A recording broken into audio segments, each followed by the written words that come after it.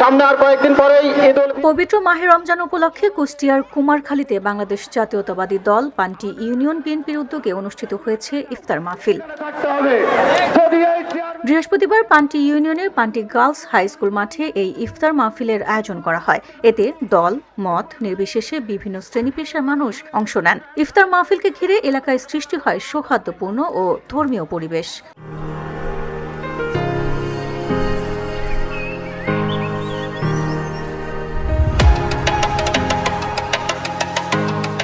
কুমারখালী উপজেলা বিএনপির সাবেক যুগ্ম সাধারণ সম্পাদক হাফিজুর রহমান হাফিজের সভাপতিত্বে আয়োজিত অনুষ্ঠানে প্রধান অতিথি হিসেবে উপস্থিত ছিলেন কুমারখালী পৌর বিএনপির সভাপতি মনোয়ার হোসেন। বক্তারা বলেন, পবিত্র রমজান মাস সংযম, সহমর্মিতা ও ভ্রাতৃত্ববোধের শিক্ষা দেয়। এ মাসে সব ভেদাভেদ ভুলে সমাজে সম্প্রীতি জোরদার এবং দেশের কল্যাণে নেতাকর্মীদের ঐক্যবদ্ধভাবে কাজ করতে হবে। বাংলাদেশ জাতীয়তাবাদী দল একটা বৃহত্তম দল, এদের ভিতরে হয়তো গ্রুপিং থাকবেই, কিন্তু তার মানে এই না যে দলের প্রার্থীকে আমরা ভোট না দিয়ে অন্য প্রার্থীকে আমরা ভোট দিয়ে তা জয়যুক্ত করব।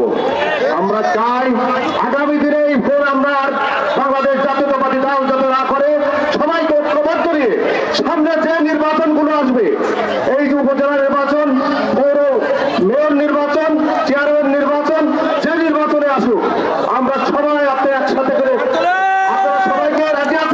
এ সময় তারা বিএনপির চেয়ারম্যান ও প্রধানমন্ত্রী তারেক রহমানের কৃষক ও নিম্ন আয়ের মানুষের সহায়তায় কৃষি কার্ড ও ফ্যামিলি কার্ড চালুর মতো জনকল্যাণমুখী উদ্যোগের কথাও উল্লেখ করেন। অনুষ্ঠানে আরও উপস্থিত ছিলেন উপজেলা যুব দলের সাবেক সাধারণ সম্পাদক আতিকুর রহমান সবুজ, যদু বয়রা ইউনিয়ন স্বেচ্ছাসেবক দলের আহ্বায়ক রিপন হোসেন সহ বিভিন্ন ইউনিয়ন ও ওয়ার্ড পর্যায়ের নেতাকর্মীরা। ইফতারের আগে দেশ ও জাতির কল্যাণ কামনা করে বিশেষ দোয়া ও মোনাজাত করা হয়। পরে অতিথি ও নেতাকর্মীদের মধ্যে ইফতার বিতরণ করা হয়।